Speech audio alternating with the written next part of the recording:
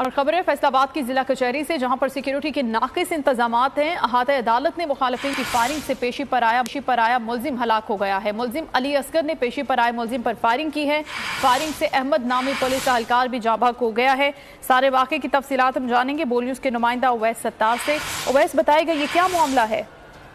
جی بالکل، یہ فیصل آباد کی ضلع کچہری میں سیکیورٹی کے ناقص انتظامات کی وجہ سے آج یہ ایک افسوسناک واقعہ پیش آیا ہے کہ پولیس نے 302 کا جو ملزم تھا تھانہ مدینہ ٹاؤن کا، وہ اس کو وہاں پر پیشی پر لے کر آئے، جبکہ جو اس کے مخالفین تھے وہاں پر انہوں نے فائرنگ کر دی۔ علی اصغر نامی ملزم کی فائرنگ سے وہ جو پیشی پہ آیا ہوا ملزم تھا، صدام اس کا نام تھا، وہ موقع پہ جاں بحق ہو گیا، جبکہ اس کی سیکیورٹی پر جو معمول پولیس اہلکار تھا جس کا نام احمد بتایا جا رہا ہے وہ زخمی ہو گیا۔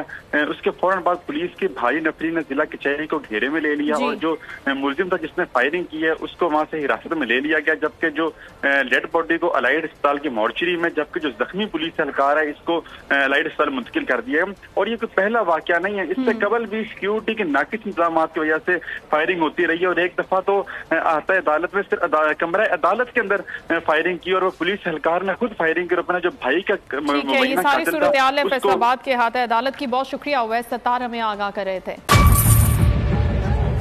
بجٹ 2023-24 کی سب سے بڑی ٹرانسمیشن، بول ایک مرتبہ پھر سب سے آگے۔ وزیر خزانہ کی بجٹ تقریب کی سب سے بڑی کوریج، 62% عوام نے دیکھا بول کی سکرین پر۔ Welcome back to the budget transmission.